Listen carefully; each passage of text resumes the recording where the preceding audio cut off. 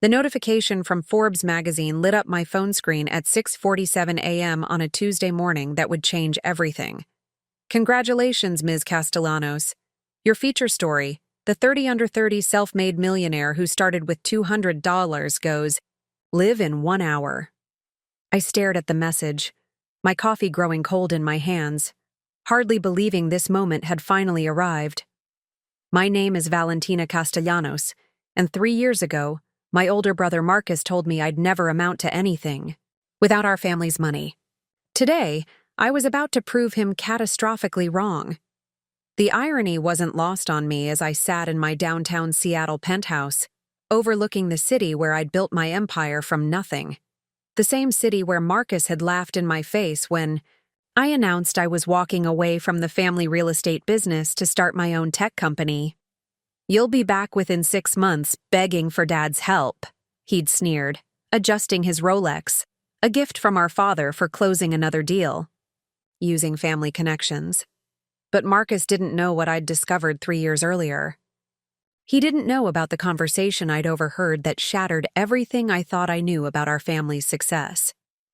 It was a humid August evening, and I'd returned home early from a family business dinner to grab some documents I'd forgotten. The Castellanos estate sat on 12 acres of prime Connecticut real estate, a monument to 3 generations of what everyone believed was hard work and brilliant business acumen. As I approached my father's study, I heard voices through the partially open door. "The Riverside project is a guaranteed win," my father, Eduardo, was saying to someone on the phone. "My contact at the City Planning Commission already confirmed the zoning change goes through next month. We'll buy the land at agricultural prices and flip it for commercial development within 6 months?" I froze. Inside information from city officials wasn't just unethical, it was illegal. "Marcus doesn't need to know the details," my father continued. "Neither does Valentina. They think we're just good at predicting market trends. Better to keep it that way." My stomach dropped as the pieces fell into place. Every major deal our family had closed, every success story Marcus bragged about, every advantage we'd supposedly earned through superior business instincts. It was all built on corruption, bribes, insider information, and backroom deals with politicians and officials who owed my father favors. I stood there in the marble hallway, my designer heels suddenly feeling like anchors, realizing that everything I'd been proud of was a lie. The business degree from Yale, the family legacy, the respect in the community, none of it was real. We weren't successful entrepreneurs. We were criminals hiding behind expensive suits and charity galas. That night, I made a decision that would define the rest of my life. I wouldn't just leave the family business. I would build something legitimate, something I could be proud of, something that proved success didn't require corruption or family connections. The next morning, I walked into my father's study and resigned from Castellanos Development Group. "You're being dramatic, mija," he said, barely looking up from his newspaper. "Take a vacation. You'll feel better." But Marcus was less diplomatic. "You think you can make it on your own?" He laughed, standing from behind his mahogany desk. "You've never worked a day in your life outside this family. You've never had to compete without Dad's connections, without our money backing every move. You're nothing without this family, Valentina. Nothing." His words hit like a physical blow, but they also ignited something fierce inside me. "We'll see about that," I replied, walking out of that office for the last time. I moved to Seattle with $200 in my checking account, money I'd earned from selling my jewelry, not family money, and a business plan I'd been secretly developing for months. The plan was ambitious: create a software platform that would revolutionize how small businesses manage their inventory and customer relationships. I'd identified a gap in the market during my time at the family business, watching how inefficiently our contractors and suppliers operated. The first 6 months were brutal. I lived in a studio apartment in Capitol Hill that had thin walls, a broken heater, and a kitchen so small I could touch both walls with my arms extended. I worked 18-hour days, coding during the night and doing freelance consulting during the day to pay for ramen noodles and instant coffee. Marcus called exactly once after 3 months. "Ready to come home yet?" he asked smugly. "Dad's been asking about you." "Tell Dad I'm doing fine," I replied, though I was living on 4 hours of sleep and had eaten nothing but peanut butter sandwiches for 3 days straight. "Fine." Marcus laughed. "Valentina, I looked up that address you gave Mom. You're living in a slum. This is pathetic. You're proving my point perfectly." But what Marcus didn't understand was that every challenge, every sleepless night, every moment of doubt was building something inside me that he'd never possessed. The knowledge that I could create value through my own abilities, not through manipulation and corruption. Before we jump back in, tell us where you're from. If this story moves you, please subscribe. Tomorrow I have a special story for you. After Marcus hung up on me that day, I sat in my cramped studio apartment staring at my laptop screen, the cursor blinking mockingly in the empty code editor. His words echoed in my head.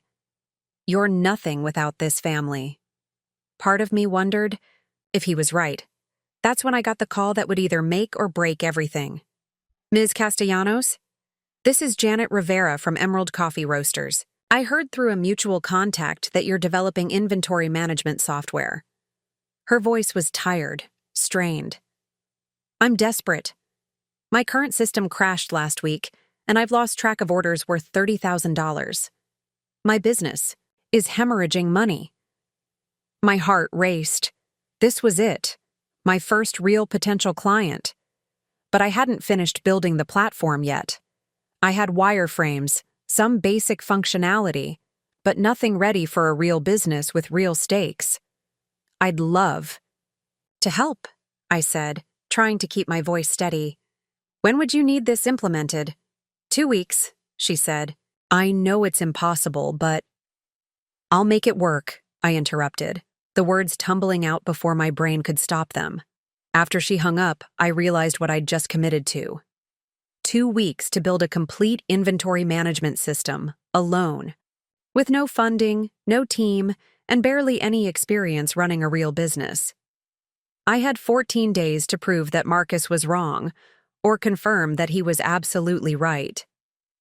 The next 2 weeks blurred together in a haze of energy drinks, takeout containers, and code that I wrote, deleted, and rewrote dozens of times. I didn't leave my apartment for 4 days straight. My neighbor, an elderly woman named Mrs. Chen, started leaving homemade soup outside my door after she noticed I hadn't picked up my mail. On day 10, everything crashed. Not just my code, my entire computer. The ancient laptop I'd bought secondhand. Finally gave up, taking 3 days of work with it because I'd been too broke to pay for cloud storage backup.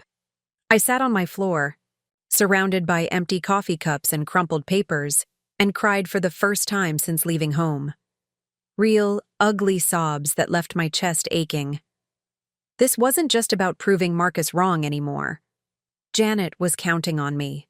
Her 30 employees were counting on me, and I was failing spectacularly. That's when Mrs. Chen knocked. "Valentina, dear, I heard crying. Are you okay?" I opened the door, probably looking like a disaster, and found myself telling this stranger everything.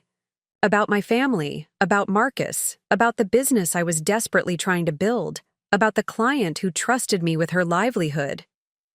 "You know what your problem is?" Mrs. Chen said after listening patiently. "You're trying to prove something to the wrong person. Your brother already decided who you are. Stop asking for his permission to be successful." She was right. I'd been building this business to spite Marcus instead of building it for Janet, for her employees, for the dozens of other small business owners who needed what I was creating. The next morning, I swallowed my pride and went to a computer repair shop in the International District. The owner, a guy named David Kim who looked barely older than me, listened to my sob story while examining my fried laptop. "Data's gone," he said bluntly. "But I tell you what, you can use our repair stations after hours if you pay me back, when your business takes off." I've got a good feeling about you." For the next 4 days, I lived in that repair shop from 6 p.m. to 6 a.m., rebuilding everything from scratch. David would bring me coffee and check on my progress, offering suggestions. When I got stuck, on the 13th day, at 3:47 a.m., I finally had a working prototype. The demonstration with Janet was scheduled for 10 a.m. the next day. I hadn't slept in 36 hours, my clothes were wrinkled, and I was running on pure adrenaline and terror. But when I walked into Emerald Coffee Roasters and saw Janet's hopeful face, something clicked into place. "Show me what you've got," she said, leading me to a cluttered office behind the cafe. I pulled up my software on her computer, hands trembling slightly as I logged in. The interface loaded cleanly, exactly as I'd envisioned it. I demonstrated how she could track inventory in real time, manage supplier relationships, forecast demand based on historical data, and generate reports that would help her make smarter business decisions. Janet watched in silence, occasionally nodding, occasionally asking questions that showed she understood exactly how this would transform her operations. When I finished, she sat back in her chair and looked at me for a long moment. "This is exactly what I need," she said finally. "But I have to ask, how do I know you won't disappear on me? How do I know this isn't just some college project you'll abandon when something better comes along?" The question hit deeper than she probably intended. It was the same doubt Marcus had planted in my head, the same fear that had been driving me for months. Was I really committed to this, or was I just playing entrepreneur until I got tired of being poor? I looked around Janet's office, at the photos of her employees, at the awards from the local business community, at the coffee samples from farmers she worked with directly. This was what real business looked like. Not backroom deals and insider information, but relationships built on trust and mutual benefit. "Because this isn't about proving something to my family anymore," I said. "It's about building something that matters. And Janet, your business matters. Your employees matter. I'm not going anywhere." She smiled and extended her hand. "Then we have a deal. When can you start?" That handshake felt like the moment my real life began. But as I walked out of Emerald Coffee Roasters with my first client contract, I had no idea that Marcus was already planning his next move to destroy everything I was building. The success with Janet's coffee roasting business should have been a celebration. Instead, it became the catalyst for the most devastating betrayal of my life. Within 2 weeks of implementing my software at Emerald Coffee Roasters, Janet's operational efficiency increased by 40%. Her inventory waste dropped to nearly zero, and she could finally track which products were actually profitable. Word spread quickly through Seattle's tight-knit small business community. My phone started ringing. A boutique clothing store owner, a local restaurant chain, a specialty bookshop. Each call felt like validation that I was building something real, something valuable. By month 3, I had 8 clients and was finally earning enough to move. Out of that studio apartment, I found a small 1-bedroom place in Fremont with actual sunlight and a kitchen where I could stand upright. The day I signed the lease, I called my mother for the first time since leaving Connecticut. "Mija, we've been so worried," she said, her voice thick with emotion. "Marcus says you're living in poverty, that you're too proud to come home. I'm doing well, Mama," I said, looking around my new apartment. It wasn't luxurious, but every piece of furniture, every plate, every towel was mine. Earned, not inherited. "I have my own business now. Real clients who pay me for software I built myself." There was a pause. Then, "Your father wants to talk. To you." My stomach clenched. I wasn't ready for that conversation yet. "Maybe next time, Mama. I just wanted you to know I'm okay." "Valentina," she said softly, "Marcus has been asking a lot of questions about your business. He says he's proud of you, that he wants to help." A chill ran down my spine. Marcus had never been proud of anything that didn't directly benefit him. "What kind of questions?" Client names, how much money you're making, whether you need investors. She paused. He says the family wants to support your venture. After we hung up, I sat in my empty apartment feeling deeply unsettled. Marcus didn't do anything without an agenda. If he was suddenly interested in my business, it wasn't out of brotherly love. I tried to push the worry aside and focus on growing my client base. 2 months later, I got the call that would change everything. Ms. Castellanos, this is Michael Chen from Pacific Northwest Food Distribution. We're one of the largest restaurant suppliers in the region, and we're looking for a comprehensive inventory management overhaul. Your name came highly recommended. My heart jumped. Pacific Northwest Food Distribution was huge, the kind of client that could transform my business from a scrappy startup to a legitimate software company. If I could land them, I'd need to hire employees, rent office space, maybe even attract real investors. We'd like to schedule a presentation, Michael continued. Our board meets next Thursday. Can you prepare a full demonstration of your platform's capabilities? Absolutely, I said, already mentally calculating how much I'd need to customize the software for their complex operations. Excellent. I should mention we're also meeting with 2 other vendors that day. One is the established firm from San Francisco, and the other is a company called Castellanos Tech Solutions. Do you know them? The phone slipped in my suddenly sweaty palm. I'm sorry, could you repeat that company name? Castellanos Tech Solutions. Interesting coincidence with your last name, right? They reached out to us last week with what looks like very similar software to yours. Their presentation is scheduled right after yours. My blood turned to ice. Marcus had stolen my idea, my business model, probably even my code if he could get access to it. While I'd been building something legitimate from nothing, he'd been planning to crush me using the same corrupt tactics that built our family fortune. After the call ended, I immediately started researching. Castellanos Tech Solutions had been incorporated 3 weeks earlier in Delaware. The website looked professional. Too professional for a 3-week-old company. The screenshots of their software interface looked suspiciously similar to mine. I called David Kim at the repair shop. David, I need your help. Someone's trying to steal my business, and I think they might have copied my code. What kind of access did they have? He asked immediately, understanding the severity. Family access, I said grimly. My brother has connections everywhere. If he wanted my source code, he could probably find a way to get it. David was quiet for a moment. Bring your laptop in tonight. We're going to do some forensic analysis, and then we're going to make sure your real software has features their stolen version doesn't. That night, we discovered that someone had indeed accessed my cloud storage account 3 weeks earlier. The same week, Castellanos Tech Solutions was incorporated. The same week, Marcus had suddenly become interested in my client list and revenue figures. He didn't just steal your code, David said, pointing at the access logs. He stole your client database, your financial projections, everything. This isn't competition, Valentina. This is industrial espionage. The betrayal cut deeper than anything Marcus had said to me in his office that day.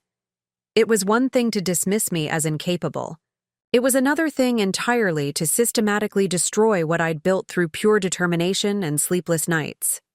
But as I sat in that repair shop, surrounded by the tools and computers that had helped me rebuild my life, I realized something important. Marcus could steal my code, but he couldn't steal the relationships I'd built with my clients.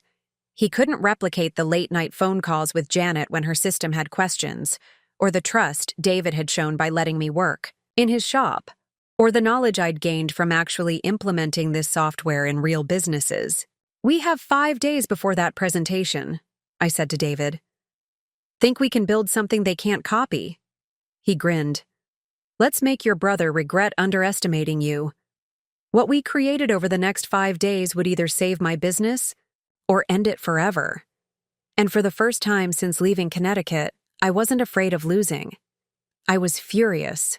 And fury was a much more powerful fuel than fear. The 5 days before the Pacific Northwest food distribution presentation felt like preparing for war. David and I worked in shifts. He'd code during his shop hours, I'd take over at night, and we'd meet in the blurry dawn hours to sync our progress and debate features. My hands developed a permanent tremor from too much caffeine and too little sleep. But every line of code we wrote felt like armor against Marcus's betrayal. "Tell me again why your brother hates you this much," David said on day 3, rubbing his eyes as we debugged a particularly stubborn algorithm. I'd been asking myself the same question. Growing up, Marcus was the golden child. Perfect grades, perfect girlfriend, perfect acceptance to Dad's alma mater. Then I came along and somehow kept matching his achievements without even trying. I paused, remembering. In high school, I accidentally beat him for class president when I was running as a joke. He didn't speak to me for 3 months. "So this is about sibling rivalry?" "No," I said, finally understanding something that had been nagging at me. "This is about control. Marcus can't stand that I walked away from the family business and found success without their corruption. It makes him look weak, like maybe he could have chosen differently too." David nodded grimly. "So he'd rather destroy you than examine himself." Exactly. By Thursday morning, we had built something unprecedented. Instead of just tracking inventory, our new system used predictive analytics to forecast demand fluctuations, automatically adjusted supplier orders based on seasonal patterns, and integrated directly with restaurants' point-of-sale systems to provide real-time profit margin analysis. But as I stood outside the gleaming Pacific Northwest food distribution headquarters at 8:45 a.m., clutching my laptop bag like a shield, I felt like that scared girl in the Connecticut mansion who just overheard her father's corrupt phone call. "Valentina Castellanos?" A woman in a crisp navy suit approached me in the lobby. "I'm Sarah Kim, Michael's assistant. We're ready for you." The boardroom was intimidating, floor-to-ceiling windows overlooking Elliott Bay, a table that could seat 20 people and 8 executives who looked like they'd rather be anywhere else. Michael Chen, the CEO, sat at the head wearing an expression that gave nothing away. "Ms. Castellanos," he said, "we appreciate you coming in. We understand you're a relatively new company." The hesitation in his voice told me everything. Someone had been poisoning the well. "That's correct," I replied, setting up my laptop, with hands that I willed to stay steady. "But new doesn't mean inexperienced. I've been working directly with small and medium businesses for the past year, learning exactly what inventory management challenges they face daily." I launched into my presentation, walking them through real case studies from Janet's coffee business, showing actual before and after efficiency metrics, demonstrating the predictive analytics features that had taken David and me sleepless nights to perfect. The executives leaned forward as I showed them how the system had prevented a $50,000 inventory loss for one of my restaurant clients by predicting a supplier shortage 3 weeks in advance. Their questions became more engaged, more technical, more interested. "This is impressive," said Lisa Patel, their head of operations. "How quickly could you scale this for our volume? We're talking about tracking inventory across 400 restaurant locations." My heart soared. They were taking me seriously. "The architecture is designed to scale. With proper server infrastructure, we could have you fully operational within 60 days. "And your development team size?" Michael asked. Here was the moment of truth. "Currently, it's myself and 1 partner. But I have identified additional developers who could join immediately upon contract signing." It wasn't technically a lie. David had mentioned knowing other freelancers, and I had been researching potential hires. "One last question," Michael said. "We're meeting with 2 other vendors today. Can you give us a reason to choose you over more established companies?" I took a breath, thinking about everything that had brought me to this moment. "Because I built this system by working directly with businesses like yours. Every feature exists because a real client had a real problem that needed solving. The established companies will show you impressive demos, but I can show you measurable results from actual implementations.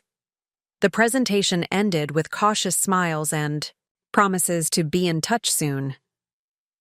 As I packed up my laptop, Lisa approached me privately. "Off the record," she said quietly. "That was exactly what we needed to see. Michael will call you by tomorrow." I floated out of that building feeling like I could conquer the world. For exactly 23 minutes. That's when I saw Marcus standing beside a black BMW in the parking garage, wearing his most expensive suit and a smile that made my stomach drop. "Congratulations, little sister," he said, pushing off from his car. "I hear your presentation went well. How are you here? How did you know you were presenting today? Please, Valentina. I've been tracking your business activities for months. Did you really think I wouldn't know about your biggest opportunity?" The pieces clicked together with sickening clarity. "You're not here to compete with me. You're here to make sure I don't get the contract." His smile widened. "Smart girl. Always. Were, actually. Shame you wasted all that intelligence on this pathetic independence experiment." "My presentation was flawless, Marcus. They're interested. You can't change that, can't I?" He pulled out his phone and showed me the screen. One phone call to Michael Chen about his company's tax irregularities that my law firm recently discovered. Amazing what turns up when you know where to look. My blood turned to ice. "You're going to blackmail them?" "I prefer provide consulting services. Michael's company has some creative interpretation of import duty regulations. Nothing too serious, but enough to trigger a very expensive audit if the right people were alerted." He pocketed his phone. "Of course, if Pacific Northwest Food Distribution chooses to work with Castellanos Tech Solutions instead of some amateur startup, I might forget to mention those irregularities to my contacts at the IRS." I stared at my brother, seeing him clearly for perhaps the first time in my life. This wasn't just about sibling rivalry or business competition.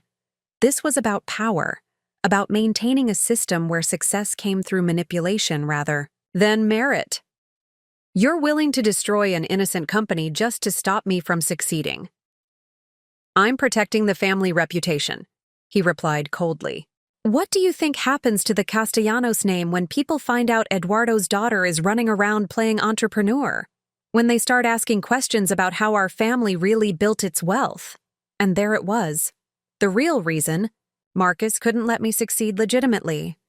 My clean business made their dirty money look dirty by comparison. "This ends now, Valentina. You withdraw your proposal, shut down your little tech company, and come home. Or I destroy everyone you care about, starting with Michael Chen and his 400 employees." As Marcus drove away, leaving me standing alone in that parking garage, I realized I had a choice to make. I could surrender, protecting Pacific Northwest Food Distribution and returning to a life of comfortable corruption. Or I could fight, knowing that Marcus held weapons I couldn't match. But there was a third option, one that Marcus's arrogance had blinded him to. And tomorrow morning, he was going to learn that underestimating me had been his biggest mistake. That night, I didn't sleep. Instead, I sat in my apartment with my laptop open, staring at a blank document, trying to figure out how to fight someone who held all the cards. Marcus had money, connections, and no moral boundaries. I had... what, exactly? At 3 a.m., my phone buzzed with a text from David. "How did it go? You never called back." I dialed his number immediately. "David, I need to ask you something, and I need you to be completely honest. Do you believe in what we built?" "Of course I do. Why? What happened?" I told him everything. Marcus's threat, the blackmail scheme, the impossible choice I faced. When I finished, David was quiet for so long I thought the call had dropped. "You know what this means, right?" he finally said. "That I have to give up?" "No. That we have to fight smarter." His voice was different now, sharper. "Valentina, there's something I never told you about why I helped you that first night. My family came here from South Korea with nothing, built a small electronics import business from the ground up, completely legitimate. When I was in college, a company tried to destroy us with exactly the same tactics your brother is using now. My heart stopped. What happened? We almost lost everything, but we learned something important. Bullies like your brother depend on operating in shadows. They can't survive transparency. I don't understand. Your brother thinks he's protecting your family's reputation by stopping you. But what if everyone already knew the truth about how your family really operates? What if his blackmail material was worthless because the corruption was already exposed? The idea hit me like lightning.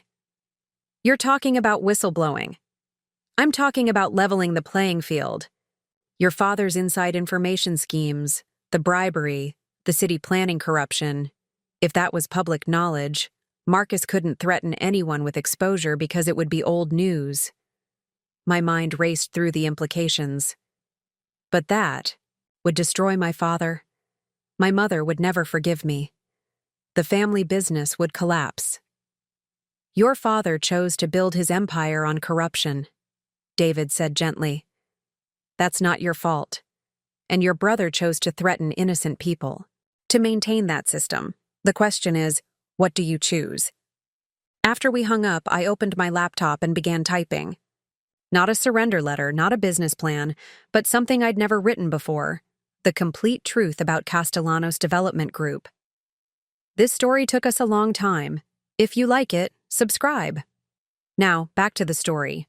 I wrote about the overheard phone call 3 years ago, about the systematic bribery of city officials, about the insider information that had generated millions in legitimate profits, about every dirty deal I'd witnessed or suspected during my years in the family business.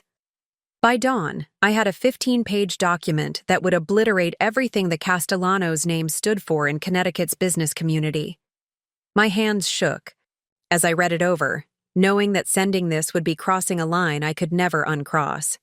But I also thought about Michael Chen and his 400 employees, about Janet and her coffee business that depended on honest competition, about David and every other immigrant entrepreneur who built something real without corruption. At 8:47 a.m., I received the call I'd been expecting. Valentina, this is Michael Chen.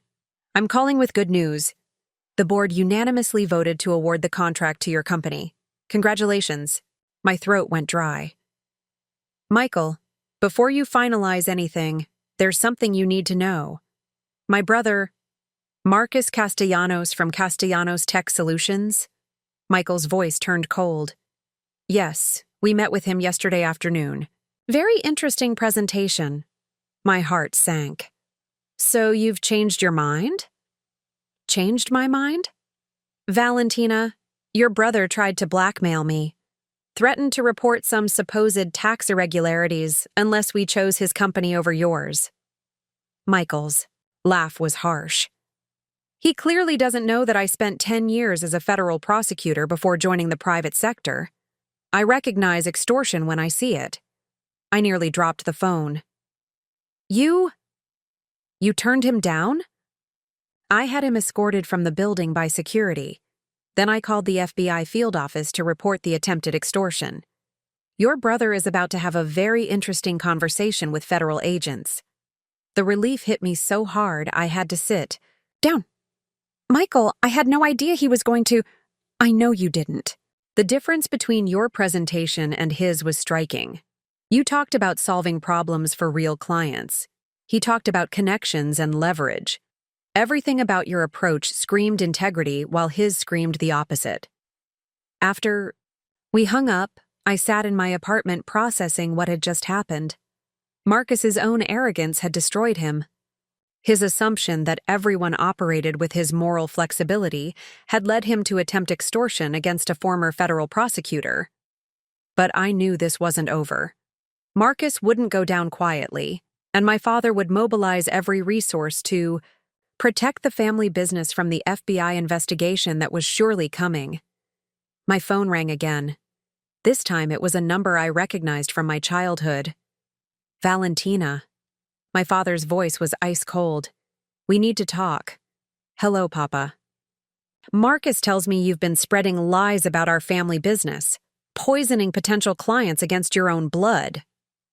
There was no warmth in his tone, no hint of the man who used to read me bedtime stories. "This stops now." "I haven't said anything to anyone about the family business," I replied honestly. The whistleblowing document was still sitting unsent on my laptop. "Don't lie to me. How else would that prosecutor know to ask questions about our city planning contacts?" I realized. What had happened?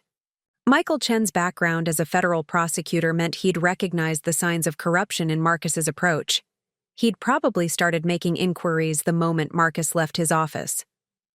"Papa, Marcus tried to blackmail one of my clients." "That's why Marcus was protecting this family," my father exploded. "Something you've never understood how to do. You walk away from everything we built, embarrass us with this startup nonsense, and now you're helping federal agents investigate our business." "I'm not helping anyone investigate anything. I'm running my own company with my own clients using my own skills." "Your skills?" He laughed bitterly. "Everything you know about business, you learned from me. Every advantage you've ever had came from this family's reputation. You are nothing without the Castellanos name, and if you continue down this path, you'll have nothing left of it." The threat was clear. My father was disowning me. "If that's what you choose, Papa," I said quietly, "but I won't apologize for building something honest." After he hung up, I stared at the whistleblowing document on my screen. I'd written it as a nuclear option, a way to fight back against Marcus's blackmail. But Michael Chen had already neutralized that threat. Now this document represented something different. The choice between protecting my family and protecting the principle that success should be earned, not stolen. I thought about Janet, trusting me with her business, about David, sharing his tools and expertise with a stranger, about Michael Chen, choosing integrity over intimidation, about Mrs. Chen, leaving soup outside my door when I was too proud to ask for help. These people had shown me what real strength looked like. Not the kind that came from manipulation and fear, but the kind that came from building others up instead of tearing them down. I moved my cursor to the send button, typed in the email address for the FBI's Financial Crimes Division, and hesitated. Once I sent this, there would be no going back. My family would never forgive me. The Castellanos empire would crumble. My mother would be heartbroken. But hundreds of people would keep their jobs at Pacific Northwest Food Distribution. Janet's coffee business would compete on merit instead of corruption. And maybe, just maybe, other entrepreneurs wouldn't have to choose between integrity and success.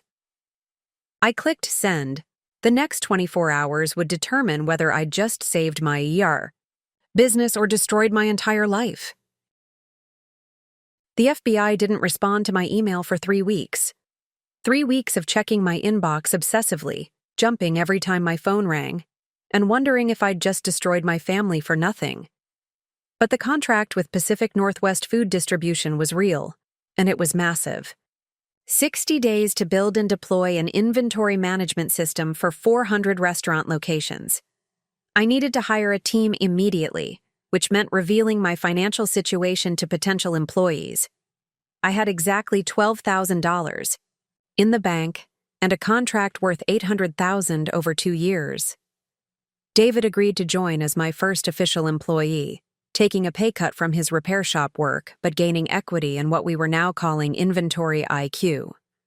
We rented a cramped office space above a Vietnamese restaurant in the International District, where the smell of pho drifted up through the floorboards, and the walls were thin enough that we could hear every conversation in the neighboring acupuncture clinic.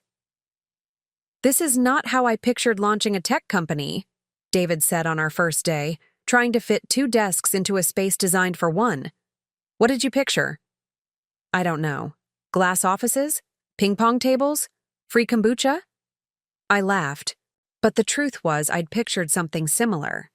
Growing up around my father's business, success had always looked a certain way. Mahogany furniture, expensive art, offices designed to intimidate. Now I was running a company from a space that smelled like star anise and had a bathroom we shared, with 3 other businesses. But when I opened my laptop and saw the Inventory IQ interface loading cleanly, when I got texts from Janet about how much time my software was saving her each week, when I looked at David debugging code with the focused intensity I remembered from those late nights in his repair shop, I realized something important. This was what authentic success felt like. The feeling lasted exactly until my mother called.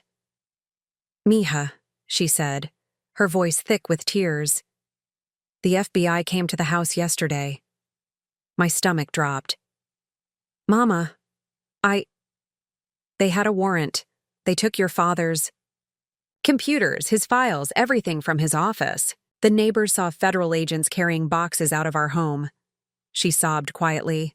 30 years we've lived in this community. I can't show my face at the country club. Mrs. Rodriguez won't even look at me at church." The guilt hit like a physical blow. I'd been so focused on the principle of fighting corruption that I'd barely considered the human cost. My mother hadn't chosen my father's business methods. She'd just trusted the man she married. "Mama, I'm so sorry this is happening."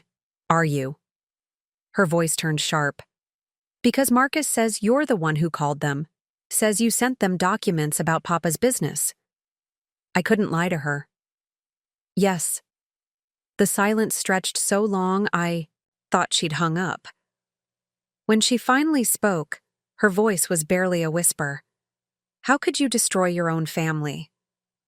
"I didn't want to destroy anyone. Marcus was threatening innocent people and You chose strangers over your own blood." She was crying again. "Your father built everything for you and Marcus. Every deal, every success. It was so you would have opportunities.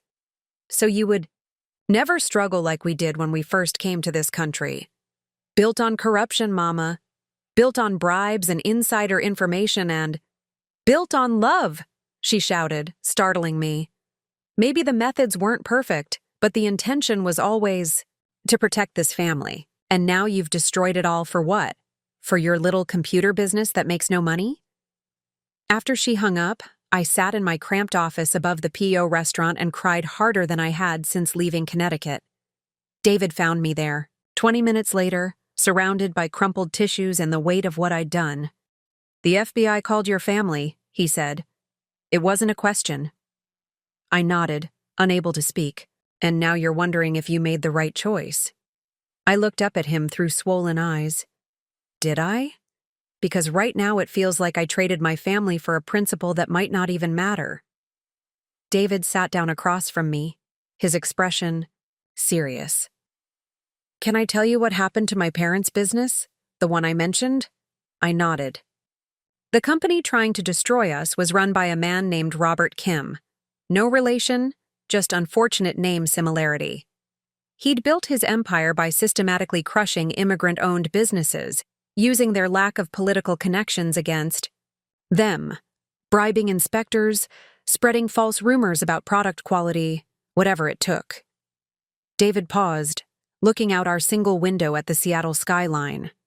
"My father wanted to fight back the same way. Eye for an eye. Bribe bigger officials, spread worse rumors, play the game at Robert's level.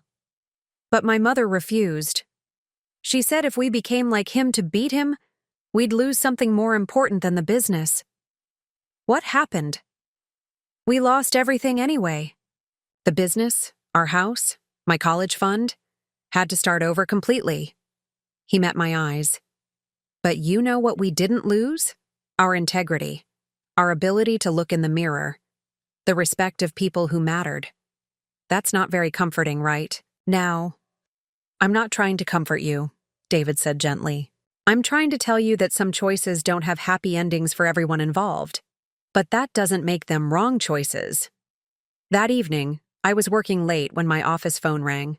The caller ID showed a Connecticut number I didn't recognize. "Is this Valentina Castellanos?" The voice was professional, unfamiliar. "Yes. This is Agent Sarah Martinez with the FBI Financial Crimes Division. I received your email regarding Castellanos Development Group. Are you available to speak? My heart hammered against my ribs. Yes. The information you provided has been extremely helpful in our investigation. We'd like to schedule a formal interview to discuss what you witnessed during your time with the company. Would you be willing to cooperate? The word cooperate hung in the air like a sword. Once I officially became a witness against my father's business, there would be no pretending this was just a family disagreement. I would be testifying against my own blood in federal court. Ms. Castellanos? Are you there? I'm here, I said. Yes, I'll cooperate. Excellent. We'll arrange to fly you back to Connecticut next week. I should warn you, this case is likely to be high profile. Your family's business has been connected to corruption schemes involving millions of dollars and multiple public officials. After hanging up, I realized that while I'd been agonizing over my choice to send that email, the FBI had been building a case that went far beyond anything I'd documented. My whistleblowing hadn't started their investigation. It had simply provided missing pieces to a puzzle they'd already been assembling. But that knowledge didn't make the next phone call any easier. Valentina! Marcus's voice was ice cold. I hear you're cooperating with federal agents against your own family. Marcus, do you understand what you've done? Papa's in the hospital. Chest pains from the stress. Mama hasn't eaten in 2 days. 30 years of building this business and you destroyed it all because what? Because I hurt your feelings? The accusation hit like a slap. You tried to blackmail innocent people. I tried to protect our family. And you responded by calling in the federal government to destroy us. His voice cracked slightly. I never thought you were capable of this level of betrayal. Neither did I admitted quietly. It's not too late. You can recant your statement. Claim you were angry and exaggerated. No. Valentina, please, I'm begging you. Think about Mama. Think about Papa in that hospital bed. Is your startup really worth destroying the people who raised you? The line went quiet except for Marcus's ragged breathing. For a moment, I heard echoes of the brother who'd taught me to ride a bike, who'd defended me against high school bullies, who'd once been my hero before ambition and corruption had twisted him into someone I barely recognized. I'm sorry it came to this, I said finally, but I can't undo what's already been done. Then you're dead to me, Marcus replied. And when this is over, when you're sitting alone in that pathetic office with no family and no real success, remember that you chose this. The dial tone echoed in my empty office as I sat surrounded by the smell of pho and the weight of consequences I was only beginning to understand. The FBI interview took place in a sterile conference room in Hartford, 40 miles from the house where I'd grown up. Agent Martinez was younger than I'd expected, with kind eyes that didn't match the gravity of the questions she asked. Can you describe the conversation you overheard between your father and his contact at the City Planning Commission? I recounted every detail I could remember from that night 3 years ago. The Riverside Project, the guaranteed zoning change, the casual way my father had discussed bribing officials. Agent Martinez took notes without showing any emotion, but I could see other agents through the conference room's glass walls, building a case that would likely send my father to federal prison. Your brother Marcus, Agent Martinez continued, attempted to extort Michael Chen using information about tax irregularities. Did your father know about this? I don't know. Marcus often acted independently, but he learned his tactics from watching Papa operate. We've identified at least 12 city officials who received payments from Castellanos Development Group over the past 8 years. Are you aware of any specific transactions? Each question felt like hammering another nail into my family's coffin, but I answered honestly, providing every detail I could recall about overheard conversations, suspicious meetings, and unexplained cash payments I'd witnessed during my years in the business. After 4 hours, Agent Martinez closed her notebook. Thank you for your cooperation, Ms. Castellanos. This testimony will be crucial to our case. What happens now? Federal Grand. Jury will likely issue indictments within the next month. Your father and brother will probably be arrested. She paused. I should warn you, cases like this generate significant media attention. Your family's name will be in every newspaper in Connecticut. The drive back to Seattle felt endless. I'd grown up believing my family was successful and respected. Now I was learning that our name would become synonymous with corruption and greed. Every charity gala we'd attended, every business award my father had received, every moment of pride I'd felt in the Castellanos legacy, all of it was about to be revealed as a fraud. But when I finally unlocked my office door and saw David working late, debugging code for the Pacific Northwest food distribution deployment, something shifted inside me. This cramped space above a faux restaurant represented something my family's mansion never had. Honest work, building something valuable for people who needed it. How did it go? David asked without looking up from his screen. About as well as you'd expect when you testify against your own family to federal agents. He finally looked at me, studying my face. Any regrets? I considered the question seriously. Ask me again in 6 months when this all plays out. Over the next 3 weeks, we threw ourselves into the Pacific Northwest food distribution project with desperate intensity. If my personal life was imploding, at least my professional life could be a success. We hired 3 additional developers, 2 junior engineers fresh out of University of Washington's computer science program, and a project manager who'd previously worked at Microsoft. The system we built was unlike anything else in the market. Instead of simple inventory tracking, we created an integrated platform that analyzed purchasing patterns, predicted seasonal demand fluctuations, identified supplier reliability issues, and automatically generated reorder recommendations. Most importantly, it provided real-time cost analysis that helped restaurants identify their most and least profitable menu items. "This is revolutionary," said Lisa Patel during our first deployment test. "We're seeing efficiency improvements of 30% across the board.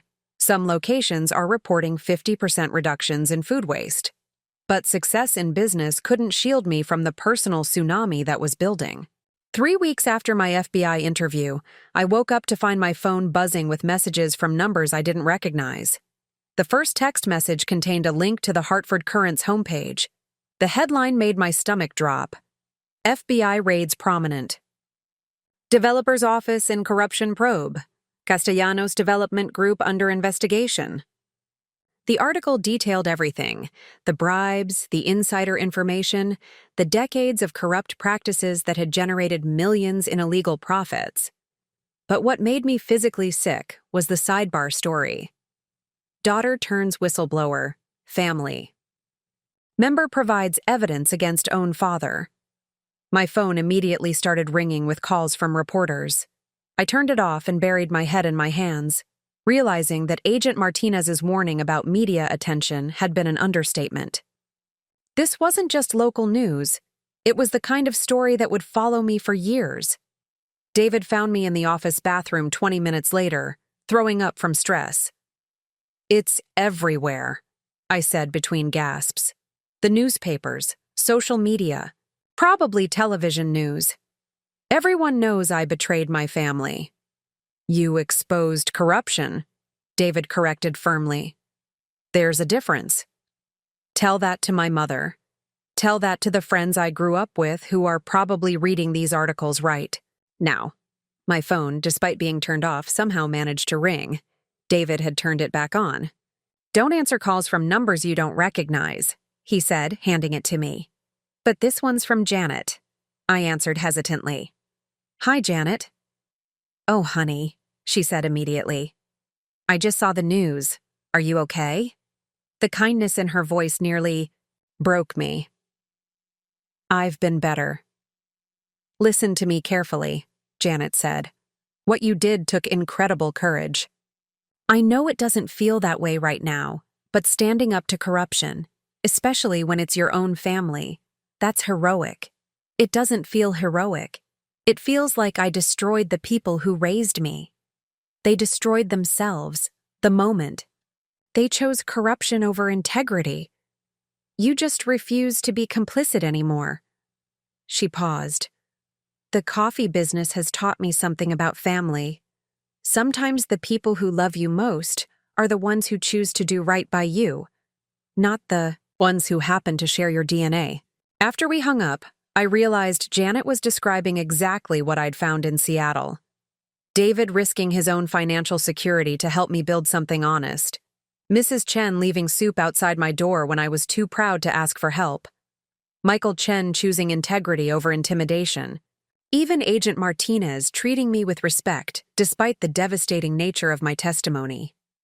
These people had shown me what real loyalty looked like. Not blind allegiance to family regardless of their actions, but commitment to principles that made communities stronger rather than weaker. But that philosophical comfort did nothing to prepare me for the phone call that came 2 days later. Valentina, this is Uncle Roberto. My father's brother, a man I'd looked up to since childhood. I'm calling from the hospital. My heart stopped. Is Papa... He had another heart attack, more serious this time. He's in intensive care, and the doctors... Roberto's voice broke. They're not sure he's going to make it. The world tilted sideways. I'll catch the first flight. No. His voice turned cold. You won't. Your mother doesn't want to see you. Marcus doesn't want to see you. The stress of this FBI investigation, of having his own daughter testify against him. The doctors say that's what triggered this attack. Uncle Roberto, please. Whatever he did, he's still my father. He was your father, until you chose federal agents over family loyalty. Don't come to Connecticut, Valentina. You've caused enough damage. The line went dead, leaving me alone. In my office with the horrifying possibility that my father might die believing I'd betrayed him, and that I might never get the chance to explain why I'd made the choices I had.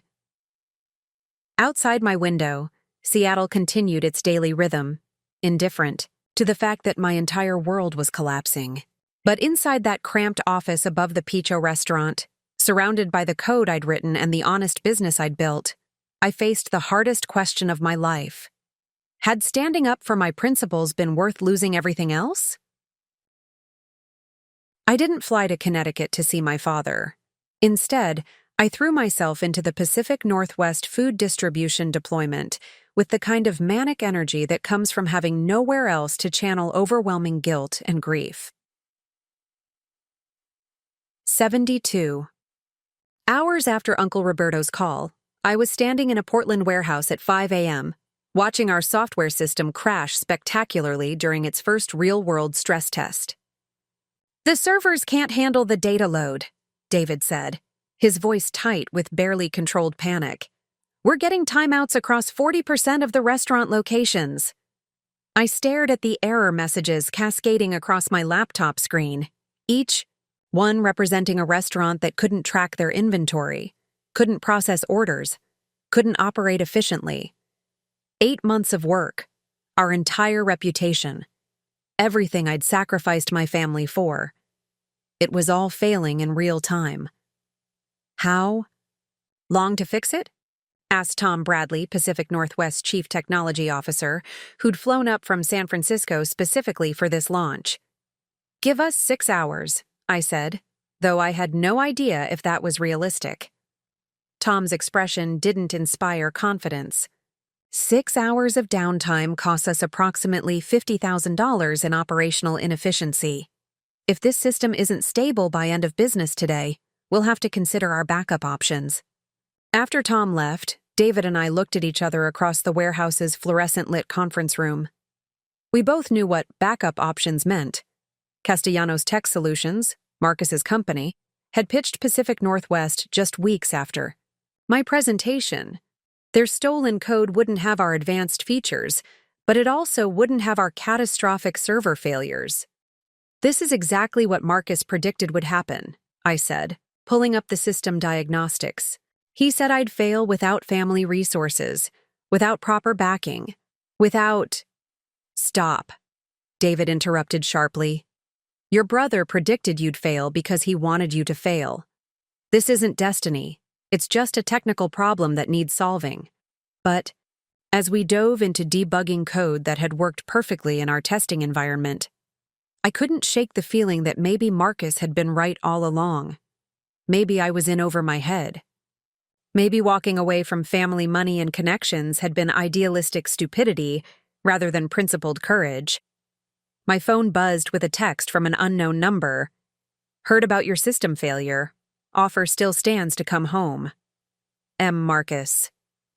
Was monitoring my business disasters in real time, probably through contacts at Pacific Northwest. The humiliation burned worse than the technical crisis. Found the problem, David announced suddenly.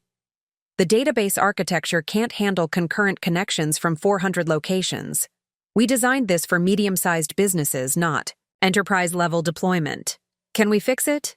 Not with our current server setup. We need cloud infrastructure, load balancing, distributed databases, basically a complete back-end rebuild, I calculated quickly. The kind of infrastructure David was describing would cost at least $30,000 to implement properly. Our bank account had exactly $8,000 after paying salaries and office rent. How long would a complete rebuild take?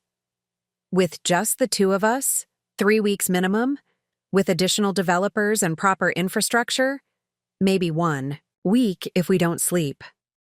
We don't have 3 weeks. We barely have 3 hours. That's when I made the decision that would either save my company or destroy it completely. I opened my laptop and began writing an email to Tom Bradley with a proposal that sounded insane even to me. "What are you doing?" David asked, reading over my shoulder. "Offering to rebuild their entire system architecture in 7 days. For free." "Valentina, that's impossible. Even with unlimited resources, then we'll make it possible." I finished typing and looked at David. "I'm also offering to give Pacific Northwest equity and inventory IQ if we can't deliver." 20% of the company. David's eyes widened. "You're betting our entire business on 1 week of development?" "I'm betting our entire business on us." I hit send before I could reconsider. Because if we can't make this work, there won't be a business left to worry about. Tom Bradley called back within an hour. "I'll give you 7 days, but with conditions. You work on site in our Seattle office so we can monitor progress. You provide daily updates to our board. And if you miss the deadline by even 1 hour, the contract terminates and Pacific Northwest owns 20% of your company anyway." "Agreed," I said without hesitation. What followed was the most intense week of my life. We moved into Pacific Northwest's downtown Seattle offices, setting up camp in a conference room that became our temporary headquarters. I hired 2 additional senior developers at premium rates I couldn't afford, maxing out every business credit card I'd managed to qualify for. The first day was a disaster. The second day was worse. By day 3, one of the new developers quit, saying the timeline was professionally suicidal. On day 4, our lead database architect had a nervous breakdown and had to be replaced. But something else happened during those impossible 72 hours.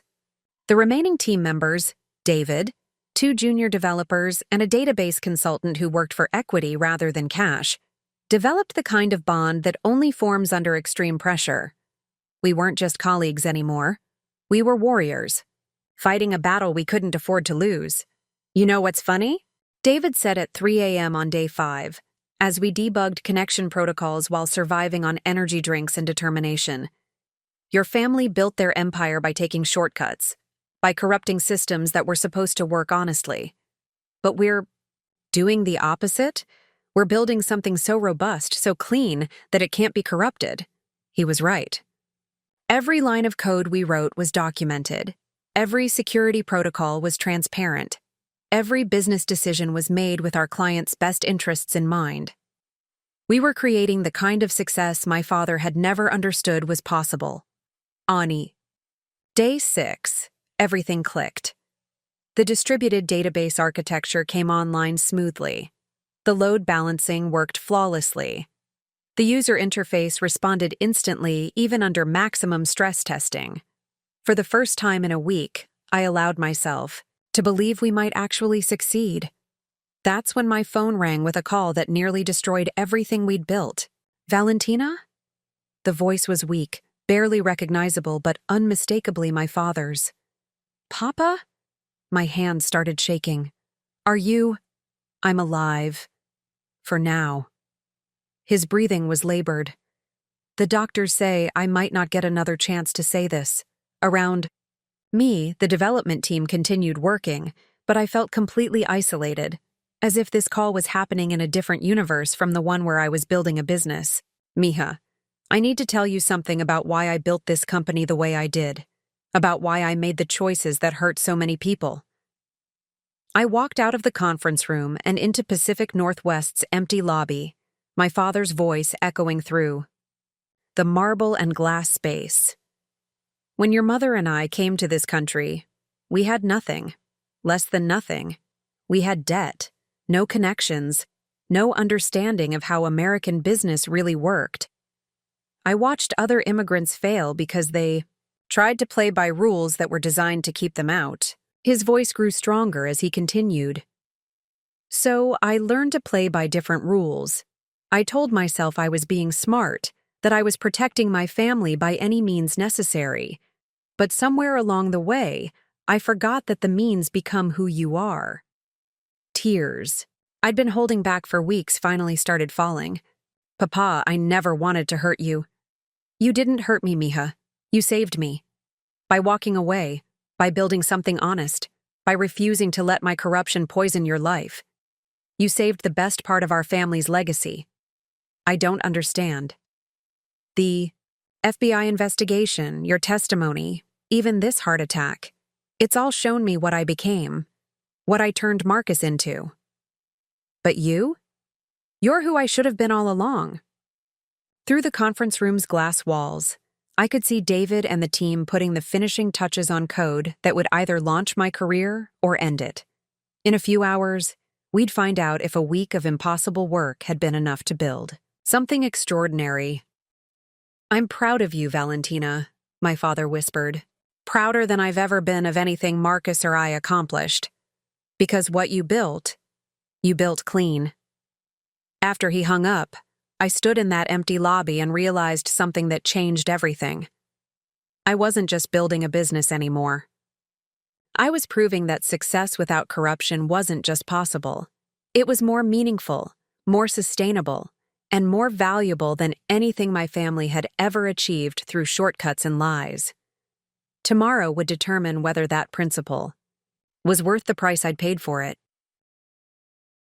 Day 7 arrived with the kind of Seattle drizzle that seemed designed to match my anxiety. At 6 a.m., I stood in Pacific Northwest's conference room watching our rebuilt system handle its final stress test.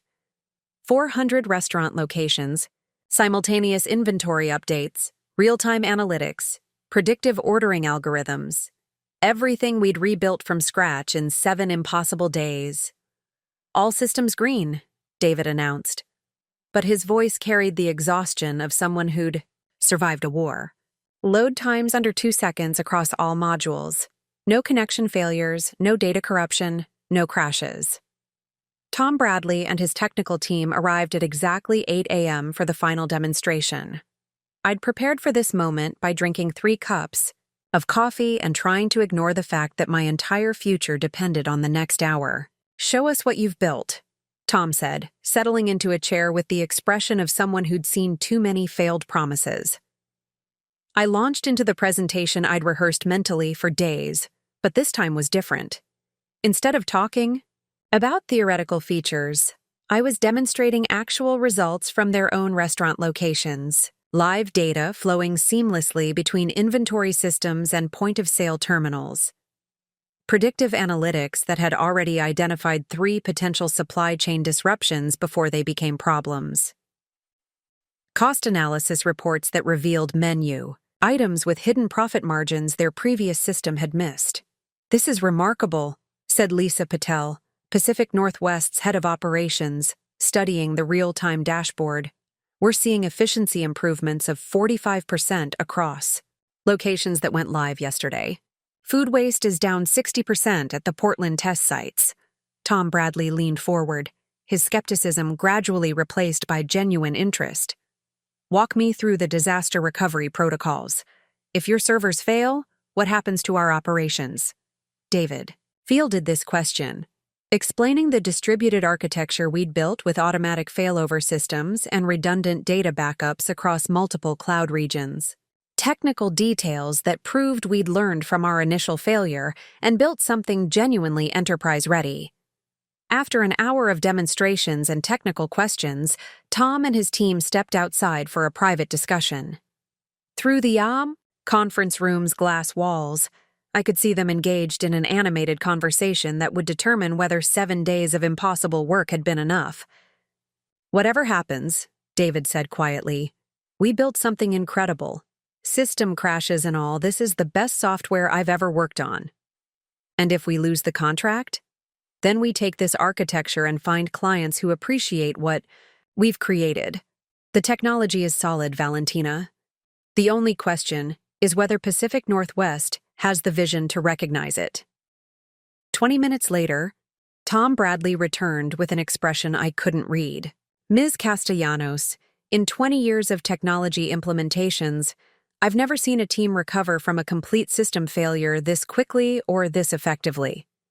He paused, and for a terrifying moment, I thought he was about to deliver bad news. Diplomatically, "We're not just continuing with the original contract, we want to expand it. Full deployment across all 400 locations within 60 days, plus development of a mobile application for field managers, plus integration with our supply chain partners' systems." The relief hit so hard I had to sit down. "Tom, that's 3 times the scope of our original agreement. And 3 times the revenue. We're talking about a 2-year contract worth approximately $2.4 million. He extended his hand. "Congratulations. You've just built the foundation of what could become a major software company." The next few hours passed in, a blur of contract negotiations, technical planning sessions, and what felt like the first genuine celebration of my adult life. We'd done it. Not just survived the crisis, but transformed it into the biggest opportunity any of us had ever seen. But the real test came that evening, when I finally allowed myself to process what Tom Bradley's words actually meant. $2.4 million in guaranteed revenue. The ability to hire a real development team, rent proper office space, maybe even attract institutional investors who would treat us as equals, rather than charity cases. I called my father from the hotel, room I'd finally been able to afford. "Papa, we did it. The system works perfectly. Pacific Northwest expanded our contract to $2.4 million over 2 years. His breathing was still labored, but I could hear the smile in his voice. "Tell me about the system, Mija. What makes it special?" For the next 30 minutes, I explained the technical architecture, the predictive algorithms, the user interface design that made complex inventory management intuitive for restaurant managers. My father asked surprisingly sophisticated questions about market positioning, competitive advantages, and expansion strategies. "You know what impresses me most?" he said finally. "It's not the money, though, that's substantial. It's that you built something that makes other businesses more successful. That's real value creation, not just profit extraction. Unlike the family business. Unlike what the family business became," he corrected gently. "When I started Castellanos Development, the original vision was similar to yours. Create value for clients while building something sustainable. But somewhere along the way, I started taking shortcuts, and shortcuts became the business model instead of the exception."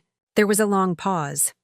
Then, "Valentina, Marcus is going to plead guilty to federal corruption charges next week." My stomach dropped. "Papa, don't apologize. His choices led to this outcome, not your testimony. But I want you to know that he asked me to tell you something." I braced myself for another round of accusations or guilt. "He said to tell you that he finally understands why you walked away, that watching you build something legitimate made him realize what he'd become. He's not proud of it, but he understands." After we hung up, I sat in my hotel room overlooking Elliott Bay and tried to process the emotional whiplash of the past 2 weeks. Professional triumph mixed with family tragedy. Success built on principles that had cost me nearly everything I'd grown up believing was important. My phone buzzed with a text from David. Local news wants to interview you about the Pacific Northwest contract. Something about Seattle startup's dramatic recovery. Interested? I stared at the message, realizing this might be the first media attention I'd received that wasn't connected to my family's corruption scandal. The first chance to be known for something I'd built rather than something I'd exposed. But before I could respond, another text arrived from a number I didn't recognize. Saw the news about your expansion contract. Impressive turnaround. This is Janet Rivera from Emerald Coffee. Remember your first client? I have a proposition that might interest you. Janet's message was followed by a photo of a packed coffee shop with a banner reading, "Powered by Inventory IQ," and customers lined up out the door. My business has grown 300% since implementing your system, she continued. I'm opening 5 new locations and want to discuss exclusive partnership opportunities. Also, there are 12 other local businesses asking about your software. I think you're about to discover what real word-of-mouth marketing looks like. I looked out at Seattle's skyline, lights beginning to twinkle in the early evening darkness, and realized that something fundamental had shifted. For the first time since leaving Connecticut, I wasn't just surviving or proving myself. I was building something that would outlast family drama, media scandals, and personal crises. The girl who'd overheard her father's corrupt phone call 3 years ago had finally become the woman she'd dreamed of being. Someone who created value instead of extracting it, who built bridges instead of burning them, who proved that success without compromise wasn't just possible, it was more powerful than any shortcut. But as I prepared to respond to Janet's text and David's question about media interviews, I had no idea that the biggest test of my newfound principles was still ahead of me. Tomorrow would bring news that would force me to choose between family loyalty and business integrity one final time. The knock on my hotel room door came at 11:47 p.m., 3 days after our contract expansion with Pacific Northwest Food Distribution.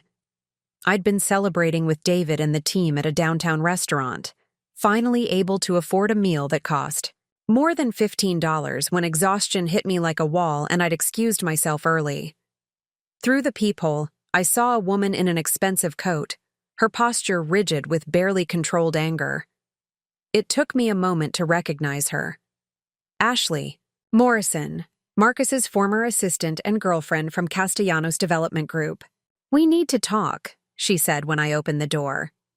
She looked different from the polished professional I remembered. Her hair was pulled back hastily, her makeup smudged, and her hands shook slightly as she pushed past me into the room. "Ashley, what are you—" "Marcus is in federal custody," she said, turning to face me. "They arrested him this morning at his apartment. Perp walk, handcuffs, news cameras, the whole show." I sank into the room's single chair, the celebration, buzz from dinner evaporating instantly. "I heard he was going to plead guilty." "Plead guilty to what you accused him of," Ashley interrupted. "Except it turns out the FBI had a lot more evidence than just your testimony. They've been investigating Castellanos Development for 2 years, Valentina. 2 years before you ever sent that email." The room felt like it was tilting. "What do you mean?" Ashley pulled out her phone and showed me a news article from the Hartford Courant. The headline read, "Federal investigation reveals decades of corruption. Castellanos brothers tied to $50 million fraud scheme. Your father and Marcus weren't just taking bribes," Ashley continued. "They were running a systematic money laundering operation through shell companies, fake construction projects, and inflated government contracts. The FBI has documented evidence going back 15 years. I stared at the article, trying to process what I was reading. This wasn't the relatively small-scale corruption I'd witnessed and reported. This was organized crime masquerading as legitimate business. "Why are you telling me this?" Ashley's composure finally cracked. "Because I worked for them for 3 years, and I never knew. Because I thought I was in love with Marcus, and it turns out he was using me to launder money through fake payroll accounts. Because my name is all over financial documents for crimes I didn't even know were happening. She sat heavily on the bed, looking suddenly fragile. The FBI wants to interview me as a potential co-conspirator. My law school applications are probably worthless now. My family in Ohio is getting calls from reporters asking if they knew their daughter was involved with organized crime. Ashley, I'm sorry, but I don't understand what this has to do with me. It has to do with you, because you're being painted as the heroic whistleblower who brought down a criminal empire, she said bitterly. But the truth is, you had no idea how deep this went either. You reported some overheard phone calls about bribes, and the FBI used that to confirm what they already suspected about a much larger operation. The accusation stung because it was partially true. I'd thought I was exposing my father's corrupt business practices, not uncovering a multi-generational criminal enterprise. What do you want from me? I want you to tell the truth, Ashley said. When reporters ask about your brave decision to expose your family's crimes, tell them you had no idea about the money laundering, the fake contracts, the offshore accounts. Tell them you're as shocked as everyone else about the scope of what they were doing. But that makes me look naive. It makes you look human, Ashley snapped. Right now, you're being portrayed as some kind of business ethics superhero who sacrificed everything to fight corruption. But the reality is messier, isn't it? You left the family business because you were disgusted by what you saw, not because you were conducting a federal investigation. She was right, and her words forced me to confront something I'd been avoiding. The gap between the story people wanted to tell about my choices and the actual complexity of what had happened. There's something else, Ashley continued. The FBI, seizure of Castellanos development assets. That includes the money your father was planning to leave you and Marcus as inheritance. The house, the investment accounts, the business itself, it's all evidence in a federal case now. I hadn't thought about inheritance, hadn't considered what financial consequences my family's crimes might have for my own future. But Ashley was right. Everything I'd grown up assuming would eventually be mine was now frozen in federal custody. So, you're broke, she said, reading my expression. Or rather, you would be if you hadn't built your own business. Congratulations, Valentina. You walked away from a criminal empire just in time to avoid losing everything anyway. After Ashley left, I sat in my hotel room staring out at Seattle's skyline and trying to reconcile the success I'd been celebrating with the devastating news about my family's true crimes. The software company I'd built suddenly felt both more important and more fragile. It was literally all I had left. My phone rang. David's name appeared on the screen. "You need to see the news," he said without preamble. "Turn on Channel 7. I grabbed the remote and found the local news station, where a perfectly coiffed anchor was delivering breaking news.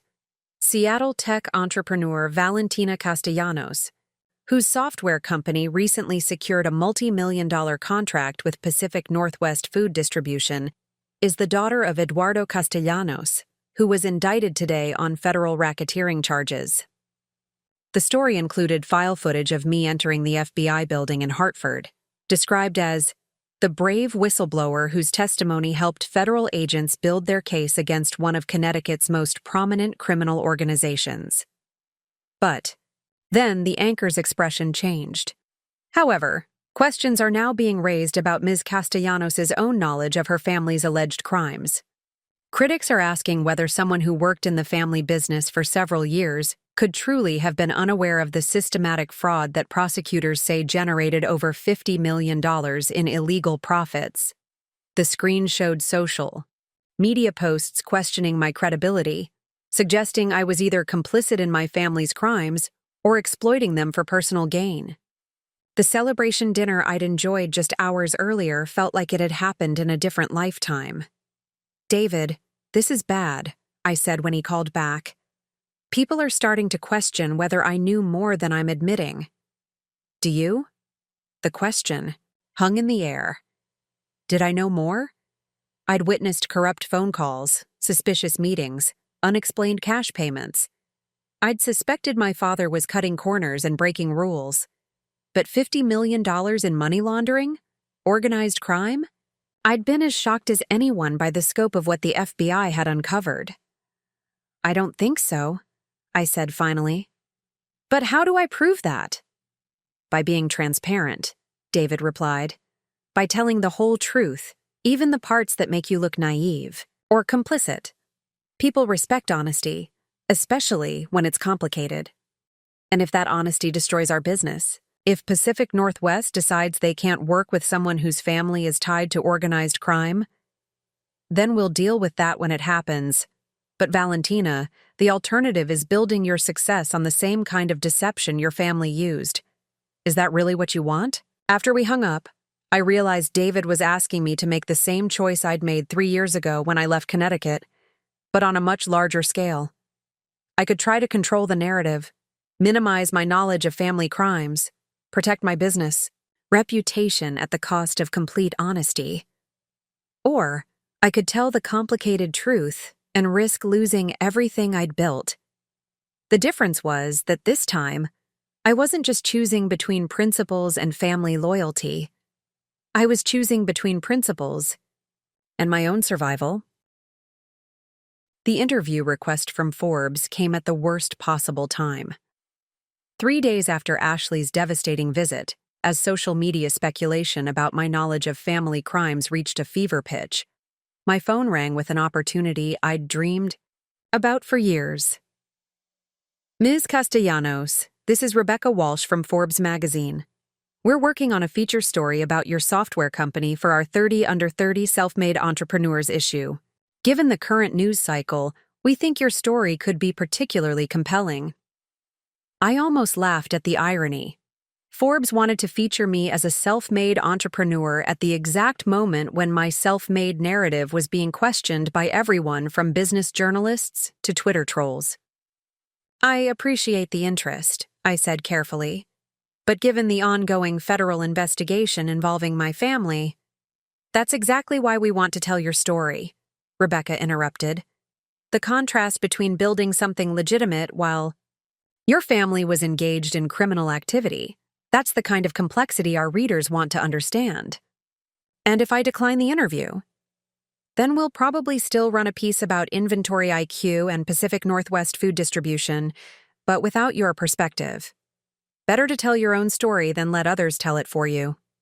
She was right, and we both knew it. I agreed to the interview for the following week, giving myself time to decide exactly how honest I was willing to be. That decision became easier when Tom Bradley called the next morning. "Valentina, we need to talk. Can you come?" "In this afternoon?" His tone was professional but cold, the warmth from our contract celebration completely absent. I knew what this was about before I walked into Pacific Northwest's conference room and saw their entire executive team waiting for me. "Sit down," Tom said, gesturing to a chair that felt distinctly like being called to the principal's office. "My media attention around your family situation is creating complications for us," he continued. "Our board is concerned about potential reputational risks associated with our partnership." Lisa Patel, who had been so enthusiastic about our software just days earlier, avoided eye contact as she spoke. "Several of our restaurant partners have called asking if we're comfortable working with someone whose family is under federal investigation for organized crime. The technical work remains excellent," Tom added quickly. "But business isn't just about technical excellence. It's about trust, reputation, market perception." I felt the walls closing in. "What are you saying?" "We're not terminating the contract," Tom replied, "but we are adding some conditions. First, any media appearances or interviews need to be pre-approved by our communications team. Second, if you're charged with any crimes related to your family's business, the contract terminates immediately. Third, we're placing the expanded scope in a 60-day probationary period while the federal investigation unfolds. Each condition hit like a physical blow. They were treating me like a potential criminal rather than a business partner. "Tom, I've never been charged with anything. I'm the one who provided testimony that helped the FBI build their case." We understand that. Lisa interjected, but optics matter in our business. Until this situation resolves itself, we need to protect our company's reputation. After leaving Pacific Northwest's office, I sat in my car in their parking garage and called David. They didn't cancel the contract, I said, but they put me in a box. Any wrong move, any bad press, any hint of criminal association, and we lose everything. So what's the plan? I took a deep breath. I'm doing the Forbes interview, and I'm telling them everything. Everything? Every detail I remember about the family business. Every conversation I overheard. Every meeting I attended. Every suspicion I had but didn't act on. If people want to know how much I knew and when I knew it, I'll give them the most complete answer possible. That's risky, David said quietly. What if you remembered more than you thought? What if some detail you provide makes you look complicit? Then at least I'll have been honest. David, I've spent 3 years building a business based on integrity. I'm not going to compromise that now by managing my image instead of telling the truth. The Forbes interview took place in a downtown Seattle cafe, neutral territory where Rebecca Walsh could record our conversation without the corporate backdrop that might influence perception. She was younger than I'd expected, probably close to my age, with the kind of sharp intelligence that made me understand why Forbes trusted her with high-profile stories. Let's start with a simple question, she began after setting up her recording equipment. How much did you know about your family's criminal activities when you worked for Castellanos Development Group? I'd rehearsed this answer for days, but actually saying it out loud was harder than I'd expected. More than I admitted to myself at the time, but less than I probably should have known, I said. I witnessed conversations that I knew were unethical. I saw my father take meetings with city officials that resulted in suspiciously favorable zoning decisions. I heard him make phone calls about bribes and insider information. But you didn't report these activities until 3 years after leaving the company. Why? This was the question I'd been dreading. Because I told myself that what I was seeing was just aggressive business tactics, not criminal behavior. Because I loved my family and wanted to believe they were fundamentally good people making questionable choices, not criminals. Rebecca leaned forward. When did you realize the scope of what they were actually doing? Honestly?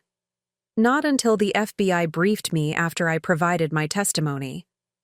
I knew about some bribes and insider information. I had no idea about money laundering, offshore accounts, or the systematic fraud that prosecutors are now alleging. Some critics are saying that's hard to believe. That someone who worked in the business for several years and who's clearly intelligent, enough to build a successful software company, couldn't have been so naive about her family's operations. They're probably right, I admitted. Looking back, there were signs I chose not to see because seeing them would have forced me to make hard choices I wasn't ready to make. That's not heroic or admirable. It's just human. Rebecca's expression softened slightly. What changed? What made you finally willing to make those hard choices? I thought about Marcus's threat in the parking garage, about Ashley's tears in my hotel room, about my father's hospital bed confession, about the choice between protecting corruption or building something clean. I realized that staying silent wasn't protecting my family. It was enabling them to hurt other people. And I realized that I couldn't build something I was proud of while staying complicit in something I was ashamed of. The interview continued for 2 hours, covering everything from Inventory IQ's technical architecture to the emotional cost of family estrangement to my hopes for the future. When Rebecca finally turned off her recording equipment, I felt simultaneously exhausted and relieved. One last question, off the record, she said. Do you regret any of it? The whistleblowing, the family break, the public scrutiny? I considered lying, giving her the clean answer about principles and integrity. Instead, I told her the truth. Every day. I regret that it came to this. I regret that my father felt he had to build his success through corruption. I regret that my brother chose to follow that path. I regret that my testimony contributed to destroying people I love, even if they were doing terrible things. But I don't regret building something honest, and I don't regret proving that success without shortcuts is possible, even if it's harder and messier and more complicated than anyone wants to admit. 2 weeks later, Rebecca called with news that would change everything. "The article is going to run next month as our cover story," she said. "Valentina, this is going to make you famous. Are you ready for that?" I looked around my cramped office. Above the faux restaurant where David and I were debugging code for our next client implementation, and realized I had no idea how to answer that question. The Forbes cover arrived on a Tuesday morning that started like any other. I was debugging inventory algorithms in our cramped office, surviving on Vietnamese coffee from downstairs and the familiar rhythm of code that made sense when nothing else did. David burst through the door holding a magazine like it might explode. "Holy shit, Valentina. You need to see this." The cover was stunning and terrifying. A professional photo of me I barely remembered taking, standing against Seattle's skyline with the headline, "Built from Betrayal, the 24-year-old who chose truth over family fortune." Below that, in smaller text, "How Valentina Castellanos exposed her father's $50 crime empire and built her own success story." My hands shook as I opened to the feature article. Rebecca had crafted something I hadn't expected, not a puff piece about entrepreneurial success, but a complex examination of moral choices in business. She'd included everything: my willful blindness about family crimes, the emotional cost of testimony, even my admission that I regretted parts of what had happened. "This is incredible," David said, reading over my shoulder. "She didn't make you into some perfect hero. She made you human." But before I could fully process the magazine, my phone started ringing. The first call was from my mother. "Mia," she said, her voice barely a whisper. "I just saw the Forbes magazine at the grocery store. Your picture is on the cover." "Mama, you look beautiful," she interrupted, surprising me. "Successful, like the daughter I always knew you could become." I hadn't expected this reaction.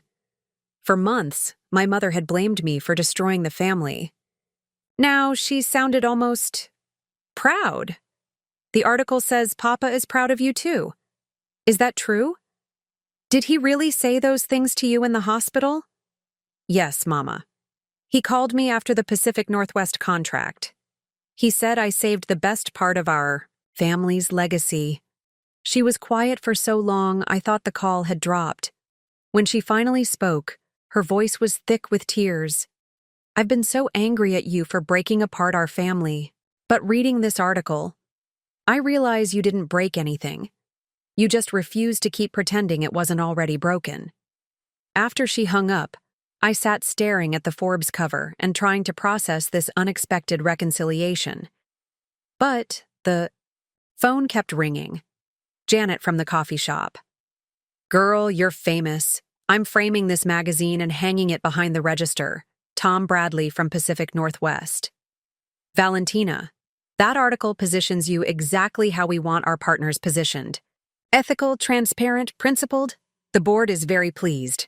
A venture capitalist from San Francisco." "Ms. Castellanos, we'd like to discuss funding opportunities for Inventory IQ's expansion. Your story aligns perfectly with our investment philosophy."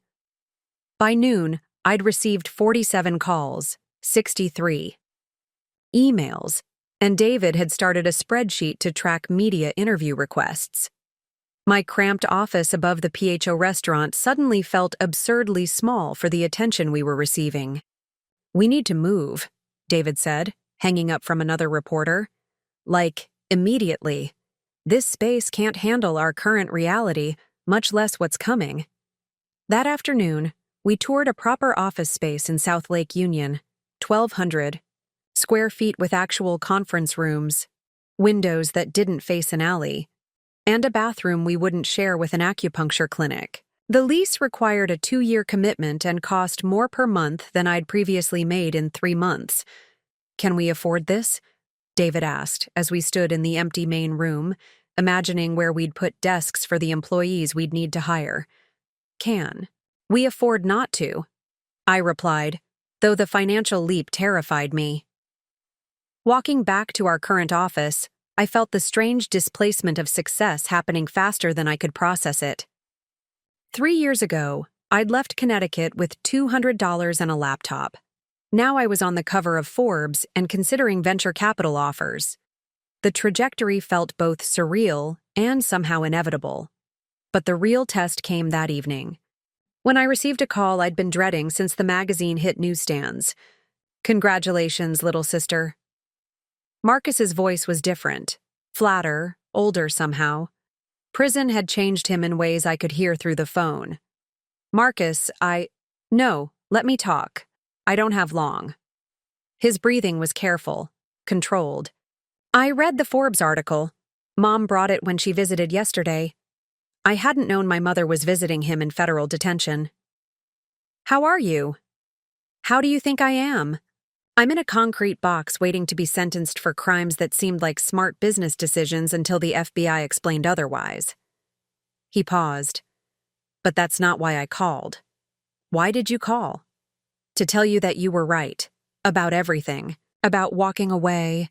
About building something clean. About refusing to be part of what we became." His voice cracked slightly. "I spent 3 years trying to destroy what you built because I couldn't stand that you'd found a better way." I gripped the phone tighter, not trusting this moment of vulnerability from my brother.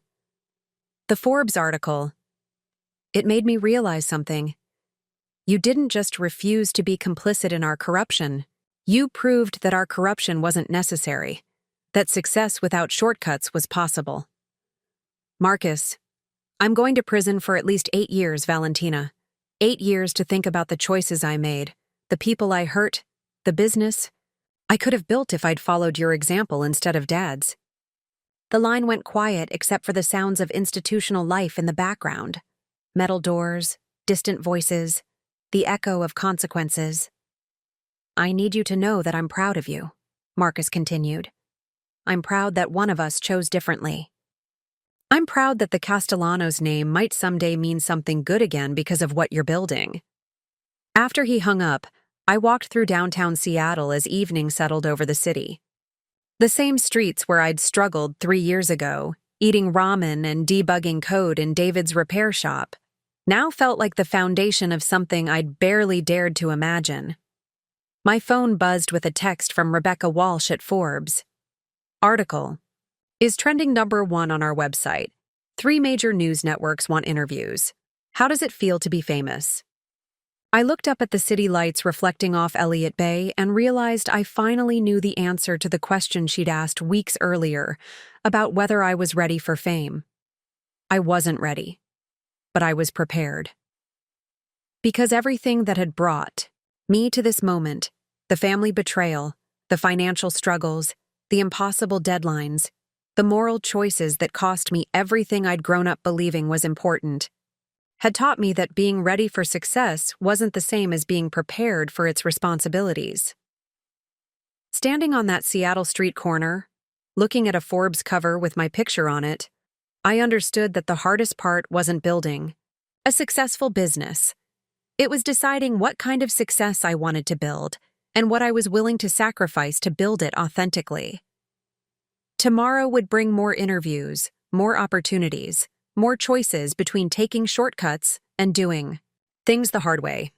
But tonight, for the first time since leaving Connecticut, I felt like I finally knew who I was becoming.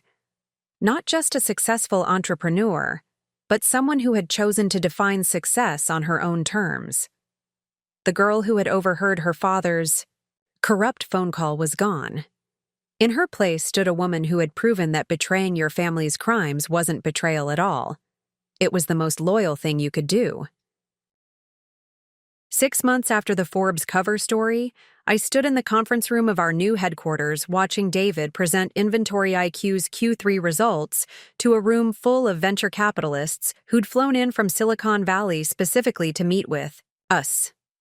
Revenue growth of 400% quarter over quarter, David was saying, clicking through slides that showed numbers I still couldn't quite believe.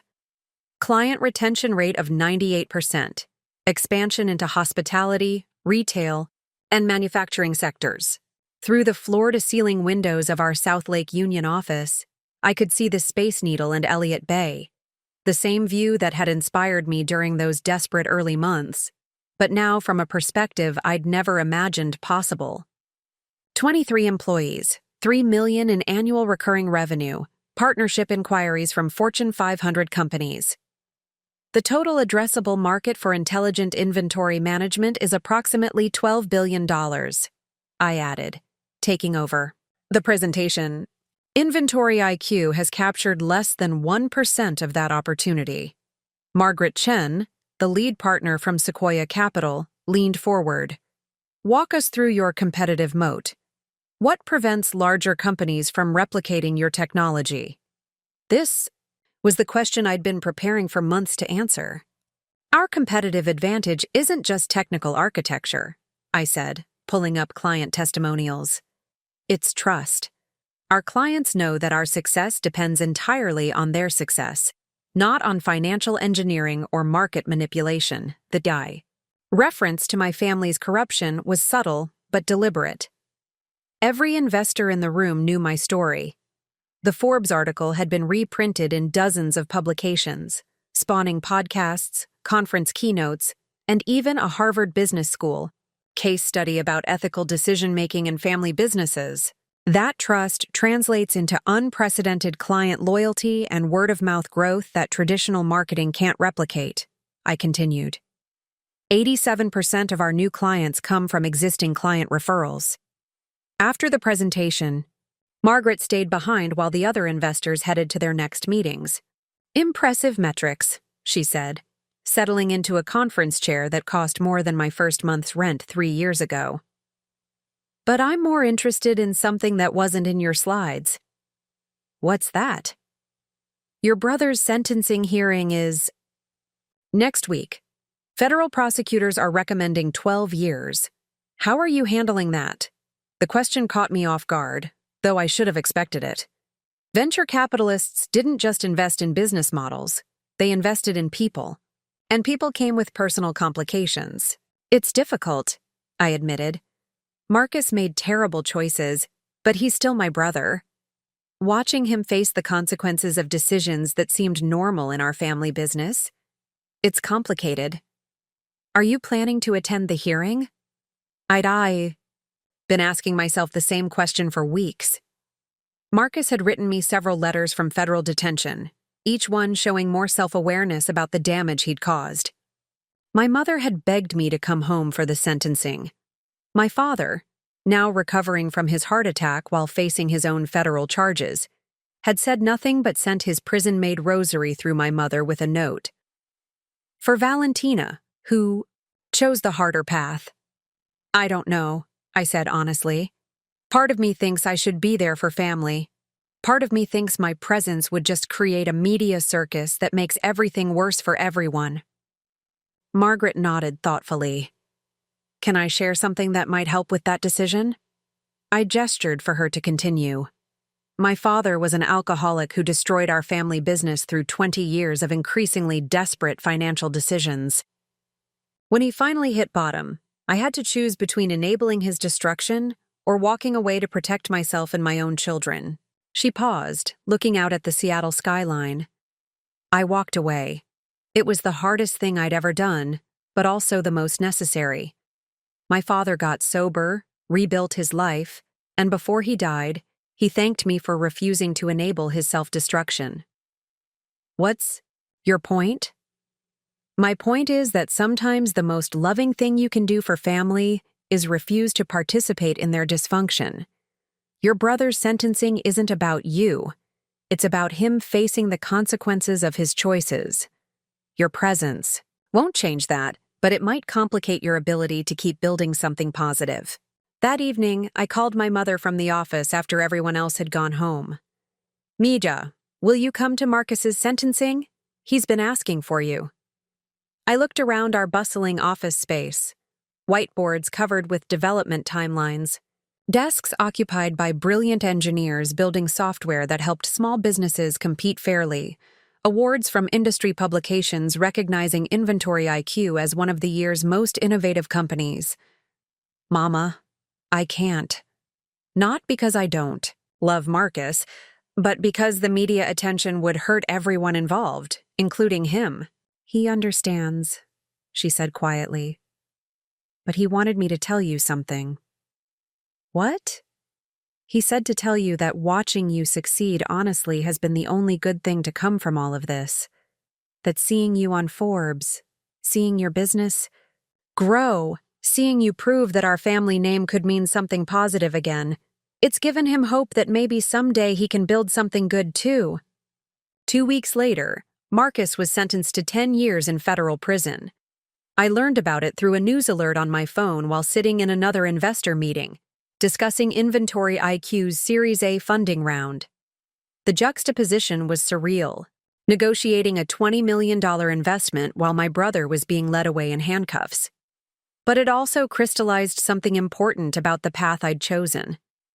I couldn't control the consequences of my family's crimes, but I could control what I built from the wreckage. That afternoon, I made a decision that surprised everyone, including myself. Instead of accepting Sequoia's funding offer, I called Margaret Chen with a counter-proposal. What if we used part of the investment to create a foundation? I suggested. Something focused on helping small businesses compete ethically, providing resources for entrepreneurs who want to build sustainable success without shortcuts. That's an unusual use of venture funding, Margaret replied. Most companies focus on growth metrics, not social impact. Most companies don't have my family history, I said. I want Inventory IQ to prove that business success and ethical impact aren't mutually exclusive. I want to build something that makes corruption unnecessary, not just unprofitable. 6 months later, the Castellanos Foundation awarded its first grants to 10 immigrant entrepreneurs building technology companies. The press release included a quote from me that Rebecca Walsh had helped me craft. Success built on integrity isn't just more sustainable than success built on shortcuts. It's more powerful, more meaningful, and more capable of creating positive change. As I write this, 3 years after the Forbes cover story, Inventory IQ employs over 100 people across 4 cities. We've helped more than 2,000 small businesses optimize their operations without compromising their values. The Castellanos Foundation has funded 37 startups, founded by entrepreneurs who, like me, believe that honest success is the only success worth building. My father was released from federal prison last month after serving 2 years of a 5-year sentence, reduced for cooperation with ongoing investigations. He's living quietly in a small Connecticut apartment, working as a construction supervisor for a company that builds affordable housing. He sends me pictures of the projects he's working on. Honest work, he calls it in his letters. Marcus will be released in 2031.